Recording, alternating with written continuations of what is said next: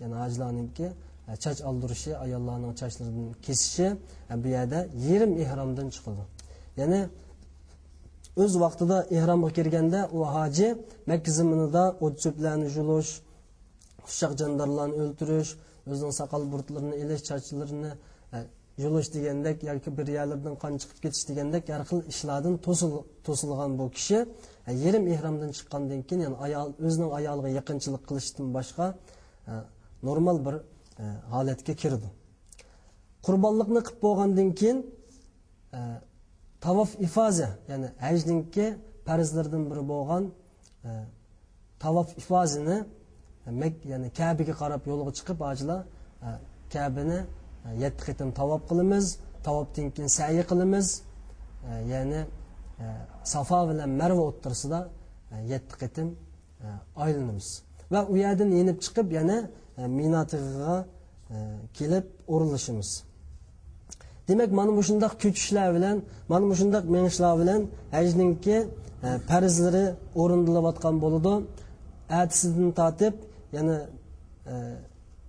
Jamratul Wusta, Jamratul Sug'ra, Jamratul Kubra, yani 3 shaytonga, cho'ng shayton, o'rta shayton, kichik shaytonlarga 7 taldan 21 tal toshni etib qaytib, yani ibodatimizni davomlashtiramiz. Aldırgan kishi 2 kun turib qaytidi, aldırmaganlar 3. kunisi shaytonga toshni etib kun petishdan ilgari Makkaga yoki o'z uylariga qaytsa, bu kishi hajni inshaalloh to'liq ado qilgan bo'ladi. Demak, haj qilish jarayonida hojilar cho'qim bir diqqat qilish tegishli ishlardan, ya'ni hajning farzlaridan 4 bo'lib, buningda ihrom, birinchisi ihrom, undan keyin Arafatda turish, undan keyin tavof qilish va sa'i qilish. Yani Safa Marva orqali yugurish. Mana bu 4 farz hajninki asosli ruknlari. Agar buningdan birisi ado topmasa, u kishiningki haji kamil qabul bo'lmaydi yani. Yani agar bir kishi haj jarayonida qurbonlik qilish kuchi yetmasa, iqtisodi yetishmasa, qurbonlik kunisi albatta qurbonlik qilolmasa, shu kundan qurbonlik kunisidan tortib 3 kun haj vaqtida 3 kun ro'za tutadi. 7 kun bo'lsa uyga qaytgandan keyin ro'za tutish bilan qurbonlikdan iborat bu ibodatningki o'rnini to'liqlaydi. Demak, bir hojininki Makka shahridan Minatig'idan Arafat tig'iga, Arafat tig'idan Muzdalifa tig'iga, Muzdalifadan yani Minaga ko'chishi va Minadagi shaytonlarga tosh etishi, qurbonlik qilishi va Minadan Makka shahriga Kabe'ga kirib, u yerda tavof qilib va Safa Marvani yugurib, yani Minaga qaytib chiqish, bu 5 kunlik faoliyat Allah subhanahu va taala musulmonlarga farz qilgan 5 asosiy prinsipningki biri bo'ladi. Mana mushu faoliyatlardan keyin bir musulmon inshaalloh uningki hajji qabul bo'lgan bo'lsa, albatta bu Payg'ambar alayhisolatu vasallamning hadislariga asoslanganda butunlay gunohidan mag'firat bo'lgan bo'ladi. Ya'ni uningki butun gunohlari mag'firat bo'lib ketadi. Anadan tug'ma holatga qaytadi inshaalloh robbil alamin. Demak, hajninki nihoyat qisqa bo'lgan tushunchalar bu. Albatta yana tushib qolgan taraflarini, hajning shartlari va fazilati to'g'risida Aysa Qarajim kam yana buni to'liqlab o'tadi. Alloh rozi bo'lsin. Hüseyin Qarajimga ko'p rahmat. Hajninki amaliy ahvolini qisqacha so'zlab o'tdi. Hamda tavanduman hajning fazilatlarini so'zlab o'taman. Hamda bu fazilatlarni bayon qilishda albatta Payg'ambar alayhisolatu vasallam unki hadislarga asoslanib so'zlayman. Abi Hurayra rivoyat qilgan radhiyallohu anhu rivoyat qilgan bir hadisda deydiki, Payg'ambar alayhisolatu vasallam deydi, 3 xil kishi bor deydi. Bu 3 xil kishi ta uyiga qaytib kelgunchilik uning salomatligi, uning moli mulki, uning hajlaydigan puli hamma narsasini Allah öz kepilligiga olgan deydi. Ularning birinchisi Allah'ның masjidlaridan bo'lgan bir masjidni ziyorat qilish uchun chiqqan kishi. Ya'ni bu yerda ko'z tutilgan masjidlar albatta Haram masjidi, Madinadagi payg'ambar alayhisolamning masjidi, Falastinning Quddus shahridagi Aqsa masjidi ko'zda tutiladi. Ikkinchisi Allah yo'lida jihad qilish uchun chiqqan kishi, bu mu Allah'ның kapolatida bo'ladi. Uchinchisi haj qilish uchun haj qilishni iroda qilib chiqqan kishi, bu mu Allah'ның kapolatida bo'ladi. Bu kishininki ma'lum mulki, balay voqisi, urug' tuqqanlari albatta bu kishi hajdan qaytib kelguchilik Allah'ның boshqarishida, Allah'ның kapolatida bo'ladi deydi. Mana bu hadisdan mu hajninki ne kadar muhim kelligini ko'rib olamiz.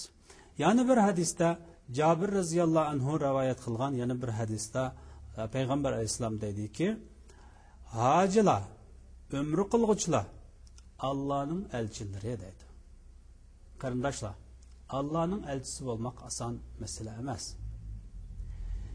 Haj bazı insonlar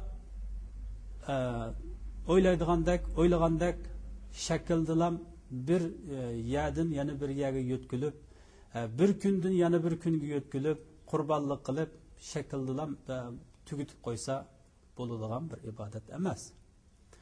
Bu yerdagi hajda muhim bo'lgan bir nuqta bor. Bu nuqtani Qur'oni Karimda Allah tabarak va taala bayon qildi. U bo'lsa-mu taqvolik. Shuning uchun la yanalalloha luhumuha va la dima'uha valakin yanaluhu taqva minkum dedi.